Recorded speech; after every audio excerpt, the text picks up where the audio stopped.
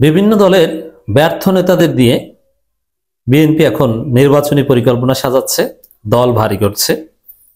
বিভিন্ন দলের বহিষ্কৃত নেতাদের, মেয়াদ উত্তীর্ণ নেতাদের, এক্সপায়ার্ড নেতাদের আশ্রয় দিচ্ছে বিএনপি।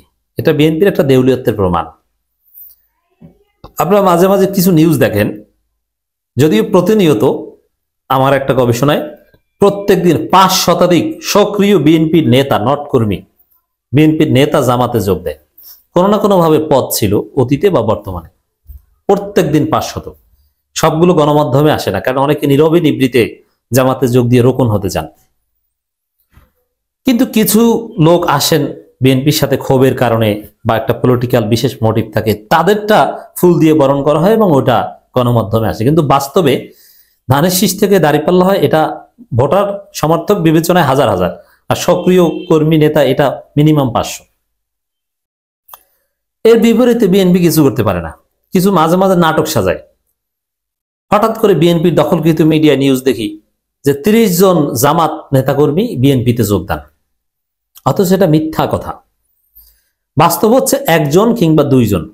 শিবিরের জেলা সেক্রেটারি ছাত্র দলে যোগদান, জেলা সেক্রেটারি সহ 30 জন, 50 জন।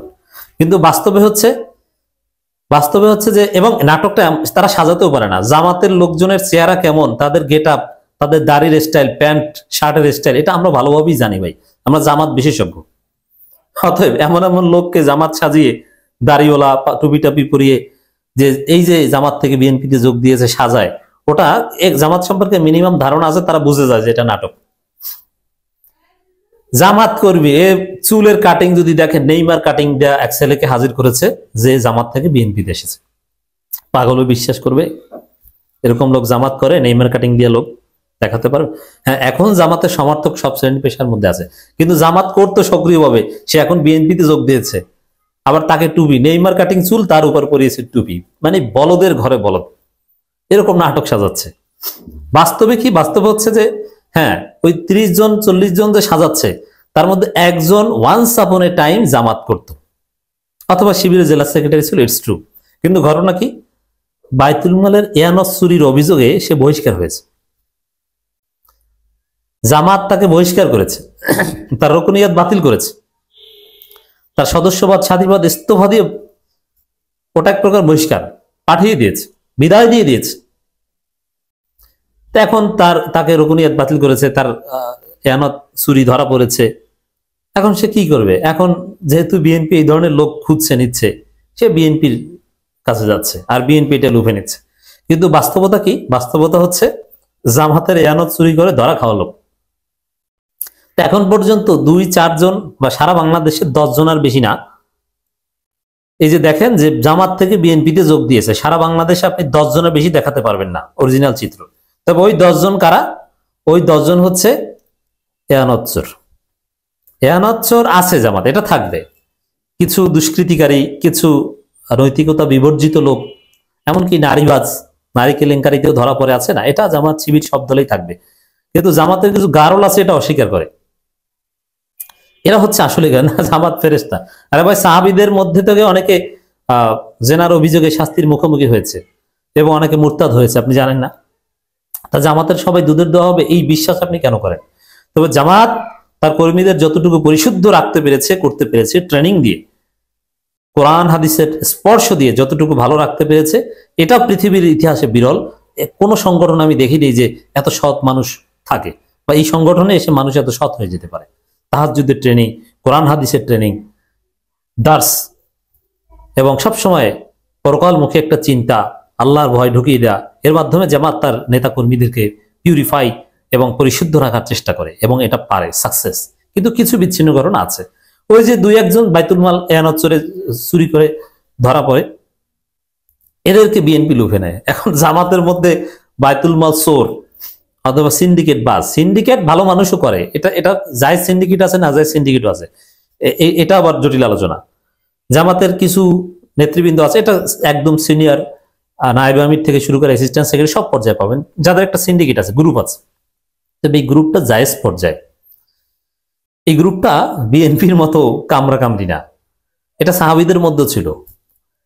কি জন্য গ্রুপ করে? তারা মনে করে যে আমার আমির হওয়া উচিত বা আমার সেক্রেটারি হওয়া উচিত, বা আমার এই পদটা দরকার, অমুককে জেলা আমির বানানো উচিত বা আমার হওয়া উচিত, এটা মনে করে, যাতে সে পোস্ট পজিশন পায়, এই জন্য একটা লাইন ধরে এবং কিছু লোককে নিয়ে সিন্ডিকেট করে। এটা জায়েজ, এটা সাহাবীদের মধ্যে ছিল এবং এটা জামাতের মধ্যে সে মাওলানা মওদুদি জমানা থেকে ছিল এবং আছে, থাকবে। এটাকে যারা অস্বীকার করে তারা হচ্ছে গারল, তারা জামাত বুঝেই না।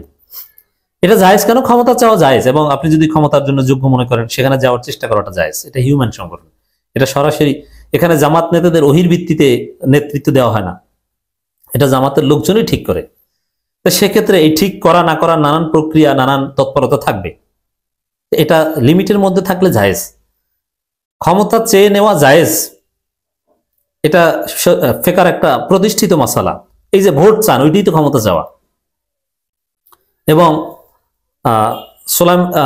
ইউসুফ আলাইসাল্লাম সবচেয়ে বড় দলিল। ইউসুফ আলাইসাল্লাম আল্লাহর কাছে, বাদশার কাছে ক্ষমতা চেয়েছেন যে আমাকে পোস্ট দেন, আমাকে অর্থমন্ত্রী বানান। এটা বড় দলিল যে ক্ষমতা চাওয়া জায়েজ। সাহাবা ইকরাম, অনেক সাহাবী আছে যে আল্লাহ রাসূলের কাছে পোস্ট চেয়েছে যে আমাকে পদ দেন, আমাকে অমুক জায়গার গভর্নর বানান। যদি আল্লাহ রাসূল কাউকে বানিয়েছেন, কাউকে বানাননি, এবং বলেননি যে তুমি কেন চেয়েছো, তুমি বাতিল, তুমি বহিষ্কার। না, এটা চাওয়া যায়। আপনি যোগ্য মনে করলে ক্ষমতা যাওয়া, পোস্ট পজিশনে পাওয়ার চেষ্টা করবেন। এই জন্য সিন্ডিকেটও অনেক ক্ষেত্রে জায়েজ। অতএব জামাতের মধ্যে কেউ সিন্ডিকেট করলে যে সে খারাপ তা না। এবং সাংগঠনিক শৃঙ্খলা রক্ষার জন্য অনেকে সিন্ডিকেট করে। যেমন যিনি আমির হন, তার প্রভাব বলা, এটা স্পেয়ার অফ ইনফ্লুয়েন্সটা শক্তিশালী করার জন্য তার একটা গ্রুপিং থাকে, এবং এটা সংগঠনের বৃহত্তর স্বার্থে, এটাও জায়েজ। যেমন সাপোজ ডাক্তার শফিকুর রহমানের একটা শক্তিশালী গ্রুপ আছে, জোবায়ের, শিশির মনির বা এরকম একটা বড় অংশ, যার মাধ্যমে রফিকুল ইসলাম খানদের দুর্বল করা হয়েছে। নিজামী জমানায় নিজামের একটা গ্রুপ ছিল, যার বিপরীতে ছিল কামরুজ্জামান, কাদের মোল্লা, মীর কাশেম আলীরা, কিন্তু নিজামীর সাথে রফিকুল ইসলাম খানরা খুব প্রভাবশালী ছিল। এটা জায়েজ পর্যায়ে, এবং এটা অপরাধ কিছু না। বৃহত্তর স্বার্থেই সবাই এরকম ছোটখাটো সিন্ডিকেট গ্রুপিং করছে। সিন্ডিকেট শুনলেই মনে হয় যেন খারাপ কিছু, না, আসলে ওইভাবে না। তো জামাতের মধ্যে বাইতুল মাল চোর বা নাজায়েজ পর্যায়ে সিন্ডিকেট বাস, এটা আবার আমি চিনি, আমার সাথে আচার আচরণে আমি বুঝি। দেখবেন যে আমি জামাতের 99% প্রশংসা করি, প্রচার করি, 1% সমালোচনা করি, অরিজিনাল ত্রুটি বিচ্যুতির। বেশিরভাগ ত্রুটি বিচ্যুতি সমালোচনা আমি করি না, 1% করি। ওই 1%-এ কিছু লোক খেপে যায়। তা আমি এটা নিয়ে এক্সপেরিমেন্ট করেছি বিভিন্ন জেলায়, ঢাকা মহানগরীতে, কেন্দ্রে। কিছু লোক, মানে আমি জামাতের জন্য যা করেছি, জামাতের দুঃসময় যেভাবে প্রচার, আমিরে জামাত থেকে শুরু করে জামাতের শীর্ষ নেতৃবৃন্দ অ্যাপ্রিসিয়েট করেন, যেটা জামাতের একমাত্র ব্যক্তি ছিল যে চরম দুঃসময় জামাতকে রেলেভেন্স রেখেছে নানানভাবে, আমি রেখেছি। কিন্তু কিছু লোক আছে, এই যে অবদান, এটা তো স্বীকার করবেই না। সোলাইমান আলাইহির নাম শুনলেই তাদের মাথা খারাপ হয়ে যায়। আমি এটা নিয়ে একটু এক্সপেরিমেন্ট করলাম, তারা কারা। আমি খুঁজে নিয়ে দেখলাম যে এরা হচ্ছে এয়ানত চোর এবং নাজায়েজ পর্যায়ে সিন্ডিকেট বাস। এটা আমার গবেষণা, ভুল হতে পারে, হোয়াটএভার। তো বিএনপি ওই এয়ানত চোর এবং নাজায়েজ পর্যায়ে সিন্ডিকেট বাজি করে যারা বহিষ্কার হয়েছে, এই টাইপের লোকজনকে নিয়ে দল ভারী করছে, এবং অন্য দলের বিভিন্ন দলের বস্তা পচা ব্যর্থ নেতা লাত্তি খেয়ে বের হয়ে গেছেন। তার বাসার ছাদে বসে তাকে ধাক্কা টাক্কা দিয়েছে মানুষ, টিকতে পারে নাই, এদেরকে বিএনপিতে জায়গা দিয়েছে। তাদের মধ্যে একজন হচ্ছে রেজা কিবরিয়া। বিএনপিতে যোগ দিয়েছেন রেজা কিবরিয়া। মানে গণ অধিকার পরিষদে টিকতে পারেনি। গণ অধিকার পরিষদের ছেলেরা সম্ভবত গুলশানে রেজা কিবরিয়ার বাসার ছাদে বসে তাকে শারীরিকভাবে লাঞ্ছিত করেছে। চারদিক থেকে মাইটি লাথি গুত্তা খেয়ে এখন বিএনপিতে জায়গা নিয়েছে, ব্যর্থ নেতা। তো বিএনপির যেটা হবে, এই ব্যর্থ নেতাদের নিয়ে বিএনপি যে একটা জোট করবে, ওই জোট সহ পরাজিত হবে।